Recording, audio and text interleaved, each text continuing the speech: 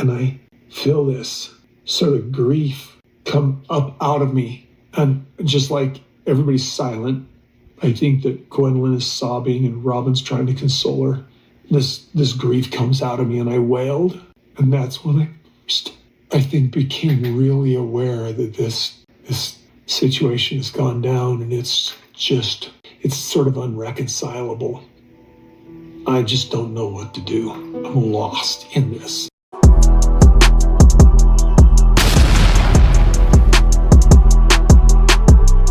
Welcome back to my channel after 22 episodes this season of Kody Brown and Robyn, attempting to rewrite history shooting scenes after the death of Garrison, pretending as if it occurred before he died, and attempting to reinterpret Kody as this paternal figure that was re-establishing ties with his children and making it seem as if he was receiving a redemption arc.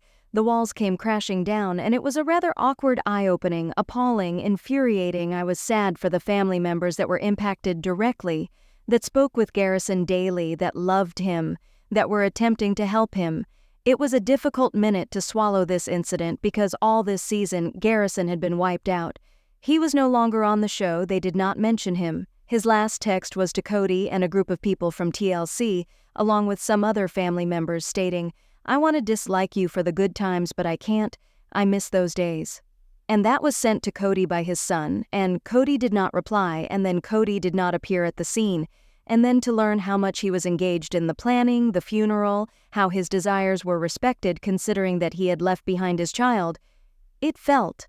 So I can't even understand to you how infuriating it was when a child is excluded from contact with a parent due to the way that that parent has behaved towards them, because that parent has excluded them, made them feel guilty, called them nasty names, made them feel unwelcome, not welcomed them in the home, effectively pushed them out of the family, which is what Kody did to Garrison. He wanted him removed from a house. He insulted Garrison by calling him a narcissist. He told him he was a jerk. He never wanted to talk to him. At the tail last season, he told him that he would punch anyone in the mouth that would mention Robyn. He and Robyn had Mykelti call Garrison to inform him that they weren't going to be a part of the Christmas gift exchange anymore, and they weren't going to celebrate Christmas with him anymore or anyone else in the family other than their family structure, and Garrison was offended by that. Garrison said that he was teased by his father about purchasing a car, purchasing a house when Garrison wanted to purchase a house. He was teased by Kody on the program when Garrison purchased an RV and redid it and lived in the RV outside of Janelle's home. Kody teased about that and said Garrison would never be able to do that. He and Garrison didn't have a relationship. Both of them were estranged Garrison at that point by choice, Kody basically throwing him out. But in the end, Kody gets to decide what happens. And that made me so angry. I felt like the family that deserved to have the say was not the man that donated the DNA to make his life, but those that actually raised him, cared for him, loved on him, and stuck with him through the good and the bad. It felt so disrespectful to me, to his life, to give Kody room to play the victim and to pretend he was grieving. I don't know that he really did experience grief, I really don't, because so much of his words in this episode rang so hollow. He told Robyn sitting at a fire that he needed to do things differently because he felt like he had more time. He could have done things so much, otherwise he could spend more time with Garrison, and he had to reconcile and make things in his life. And then 1 year later, a year and 2 months later, nothing has changed with Kody and his kids. Nothing actually, it's gotten worse. It's gotten worse. Garrison's last moments in life, he was mad at his father. Nobody answered to him. He took his own life other than Janelle, who answered to him. And Janelle's hurt was so real, but I still felt so frustrated that she had to do this for TLC, and I felt frustrated that, it could have been easier for her to not stand her ground with Kody, to try not to fight, but I feel like I would have if that would have been me, I would have kept Kody totally out of the discussion. He wouldn't have even been invited to the funeral. And then to know that they brought him back to Wyoming to be buried next to the grandmother at the Grandma Ranch by Kody's dad, specifically knowing that Janelle had a complicated relationship with Wynn, and so did a lot of the kids, and it just felt so odd to me that they were going to bury him where Kody came from, not where Garrison was from. He may have been born in Wyoming, but that's not where his life was. I had so many feelings about this. I felt heartbroken for the women. the OG3, that literally had feelings here, that it was clear they were grieving. I just was so angry that Kody was given this platform, because it's like TLC doesn't want to admit what Kody did, and it's just like so infuriating. And then a few siblings woke up on and discussed their experiences, and Gabriel appeared on the camera after he discovered his brother, not right away, but G really was like so real, and he didn't give it away a lot, but he always felt a lot deeper than he said. Everyone in my family knows that Janelle spent the last couple hours of chatting on the phone with him about how he had been fighting with alcohol, about how he had been depressed and had anxiety, and how she had attempted to help and provided help. But there was just nothing she could do, and she and the two older boys, Hunter and Logan, would usually try to tag team and check in on him to get him to respond, and that there were other nights like this where similar things would occur, where he would make these kinds of proclamations about wanting to end his life, although she didn't say it, that was very heavily implied, and that he would just fall asleep and he would wake up and then they would hear from him and everything would be okay. And obviously we know Gabriel found him. And, Gabriel, it was heartbreaking to watch Gabriel. He made a comment about the type of person that Garrison was and how he was such a kind, inclusive person who made everyone feel comfortable, went out of his way to make people feel at ease, and that he really cared about the people in his life. And he said something that's his definition of what a true gentleman is, and that 100% felt like a shot at his father, because his father, Kody, would always speak of how the men need to be gentlemen, and he's raising gentlemen, and he would speak about how the guys weren't gentlemen and weren't courteous. And even last week on the episode, Janelle spoke about how, Kody always said that, if we're raising our children to be gentlemen. So the fact that was last week's episode, and Gabriel said it here, clearly felt like that was a message to Kody, that even prior to his death, he was a bigger gentleman than you ever were. And it's tragic. It's tragic to consider that the boy who was truly a good individual was so battered down that he believed he wasn't good enough, he didn't receive enough love, he didn't believe he was worthy, he felt like he would be better off dead because of his sickness. And that's a sickness, it's not a decision. It was just so difficult to see. The strongest memories I have in these 3 days was actually being at the funeral home with Janelle. I did not know what to say to anyone other than I'm sorry to everyone I reached to discuss when he was a young child and how much he enjoyed fires and adventures in his stars. I think what truly put me in my place, or was difficult for me, was that Janelle touched upon discussing her son, and what he was trending toward. Gabriel talked about the kindness, the love being love, inclusive gestures towards other, being a gentleman, being a deep thinker and feeler, although he never let it. Madison discussed attempting to assist him, getting him to attempt to move to North Carolina, attempting to get him away from Flagstaff, and that poisonous environment, and kind of feeling guilty that they could not get him to North Carolina. Like if they had just gotten him in North Carolina, everything would have worked out. And perhaps kind of like this guilt that they had just left him there. That's kind of how it felt. And Christine talked about giving a speech at his funeral and discussing what he was like as a little boy and all the love she had for him. And just the last thing that she said that made her cry at the funeral, which was discussing about a line from a movie that when he's gone, you can see him in the stars, or to the stars, I can't recall the exact quote. And while the individuals that had a connection with Garrison were talking about him and his personality, Kody said not one word about who his son was. Nothing. He never said, "My son was smart, my son was intelligent, my son was a good man, my son was determined, my son was compassionate, a hard worker, my son was an act in the National Guard." I mean, he didn't have anything to say about his child, their memories, nothing. It was like he was so disconnected from Garrison at the time of his death. He knew nothing about Garrison, knew nothing about what he was struggling with, could not speak to the fact that he was dealing with alcohol problems, couldn't speak to the fact that he was struggling with depression or anxiety. He knew nothing. All Kody could do the entire episode was talk about himself and how Garrison dying affected him, and how now he felt remorse for what he had done now. Now, after all of that, it was all about, I can't come to terms with this. Now I thought I would have more time to come to terms with this. It was just, I've never seen anyone so detached. And it make me understand he did not know his child. Because if you lose a child, and you have someone, you know what they're going through, you know, their love, you know, their fears, their struggles, their proudest moments, like, you know, them and Kody knew nothing about his son. That's what I learned. And so for him to be given this second chance again, it made me so angry. He really had a problem with alcohol. I don't know what happened. He was never a drinking kid.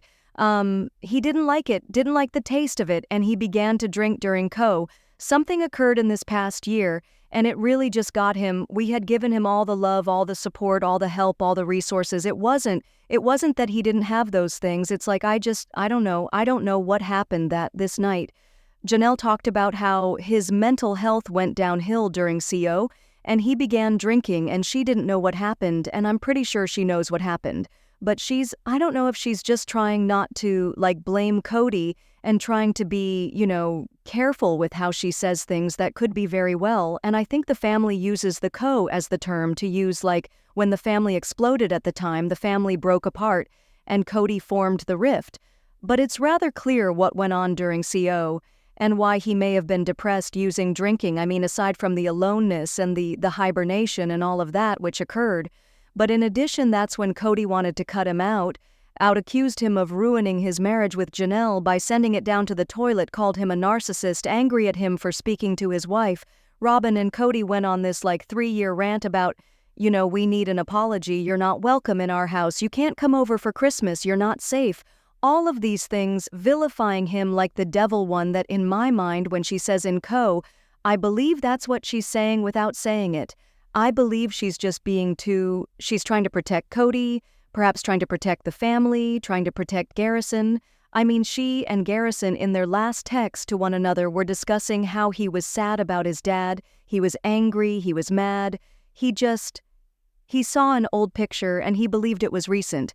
And then he remembered it was a while back and he was upset, and I get that they don't want to discuss him being upset about the show, but that's what he was upset about, at least that evening.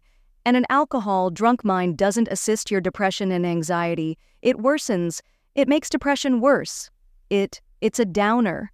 It deprives your brain of dopamine. And so then you end up feeling worse, and it can make your suicidal ideation and thoughts worse, and it can make the depression worse, and it can make it. So if he hadn't been drinking that night, maybe, you know, it would have been so different, right? And I think that she knows what happened, and I just think that she's not telling. I wish that they would tell. You know, maybe we'll see it in the future episodes. Perhaps this is only the first wave of, like, mourning and having to come to terms with things. Because I know things with Kody did not improve Rob, and I did not have a chance to really just make things right. Just not being able to say goodbye, what to do with this death, because it's like I've got to do something different, because I could have had more time with him and I thought there would be more time. That's what everyone does. Everyone believes they have more time. Yeah, there were times where I felt like, as pretentious as the fire scene was, because it was winter when he passed away, there was 100% snow on the ground when he died in Flagstaff within days. I mean, there was still feet of snow on the ground by their house. So this was not shot after he died. This is not shot when he needs to take him home. It's not. This is a posed scene. But that moment when where he says to her, like, I need to do something else, and it comes in waves, and being upset about the show, but that's what he was upset about, at least that evening. And an alcohol-drunk mind doesn't assist your depression and anxiety. It worsens. It makes depression worse. It's a downer. It deprives your brain of dopamine. And so then you end up feeling worse, and it can make your suicidal ideation and thoughts worse, and it can make the depression worse, and it can make it. So if he hadn't been drinking that night, maybe, you know, it would have been so different, right? And I think that she knows what happened, and I just think that she's not telling. I wish that they would tell, you know, maybe we'll see it in the future episodes. Perhaps this is only the first wave of, like, mourning and having to come to terms with things. Because I know things with Kody did not improve Rob, and I did not have a chance to really just make things right. Just not being able to say goodbye, what to do with this death, because it's like I've got to do something different, because I could have had more time with him and I thought there would be more time. That's what everyone does. Everyone believes they have more time. Yeah, there were times where I felt like, as pretentious as the fire scene was, because it was winter when he passed away, there was 100% snow on the ground when he died in Flagstaff within days. I mean, there was still feet of snow on the ground by their house. So this was not shot after he died. This is not shot when he needs to take him home. It's not. This is a posed scene. But that moment when she says, where he says to her, like, I need to do something else, and it comes in waves, and I feel like I had more time to make this right. Like it sounded like he almost was gonna say like he wanted to change and reestablish the relationships with his kids. And then Robyn just says, well, that's everyone keeps saying that they wish that they had more time. And it seemed like she was just telling him, like, you don't need to do anything differently. That's just like a feeling you're having that, it's because of the grief. Everyone believes that they have more time. And sometimes I wonder if Kody had somebody else to speak with, but Robyn, if he would even do things differently, if she wasn't always attempting to control him to not do what she wanted, and control him to not view everyone that's distant from her as bad, if he would even do something to better his relationship with his children, because she always makes his children outside of their children appear as the enemy, and she couldn't even bother to attempt to cry.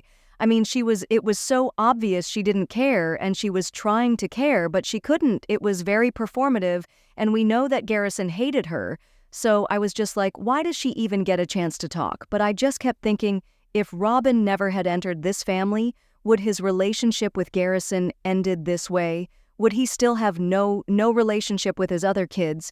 And I would say, I don't know, but I think likely it wouldn't be like that because Robyn causes a lot of tension and he's a narcissist and she is too, but like she's the reason they don't speak. And even when he gets a chance to change, she's like, well, everyone does that. Like just reminding him he doesn't need to change. And then later she was trying to like guilt trip him. It felt like when he was discussing wanting to carry the body, like the urn to Wyoming, it was so again awkward. How am I going to do this? How do I do the rest of my life with every holiday and every birthday? All the frustration I had over stuff with Co and everything like that. All of a sudden, that's just like it was so unimportant. I'm just sad about what would have been. I'm going to pick up his urn from his brother soon. And then when we go to Wyoming, I'll just take him there. That's all I wanted to do was bring him home by the end of the episode. I was really angry at Kody, really angry. And I was really disgusted and disturbed by both Kody and Robyn, because I felt like, why are we giving them a platform and an opportunity to say about what they wanted for him and all the hurt they have for all of the birthdays and all of the Christmases and all of the holidays? Because I just kept thinking about the last years of his life where Kody didn't see him at Christmas. They hadn't been together on a holiday in like 3 or 4 years by that time. And they weren't going to have the holidays that next year together. And he always stopped short of owning up to the fact that it was his behavior and his abuse and his verbal abuse and his psychological abuse, and his narcissism, and ego, and just anger, and all of that, which created this choice. It feels so empty, because he never owns up to the fact that he did that. He says, I keep thinking about what if, but if this hadn't have happened, he wouldn't have said what if. He wouldn't care, he wouldn't have a relationship with him, and if he cared and he said, what if, today, he would have a relationship with his kids, and he barely speaks to any of his kids. Hunter doesn't talk to him, Logan doesn't talk to him, Gabriel doesn't talk to him, Savannah doesn't talk to him, Janelle's kids do not talk to him. I don't know, Mykelti, even his loyalist daughter Mykelti doesn't speak to him because of what he's done since Garrison's death. He claimed he was going to change. He claimed he was going to make more time. He claimed he was going to make a point of having a relationship, and he didn't. Instead, he made the death all about him, and if this is what the family is discussing, why they don't speak to him anymore, I get if this was how they're handling it, Kody and Robyn, like, if he would have just apologized, this is all, that was how it felt to me when Robyn said what it could have been for him, as if he would have just apologized, this could have been so differently, if he would have just understood that, I needed an apology. Garrison could have had this incredible life perhaps if you would not have been so verbally abusive to him.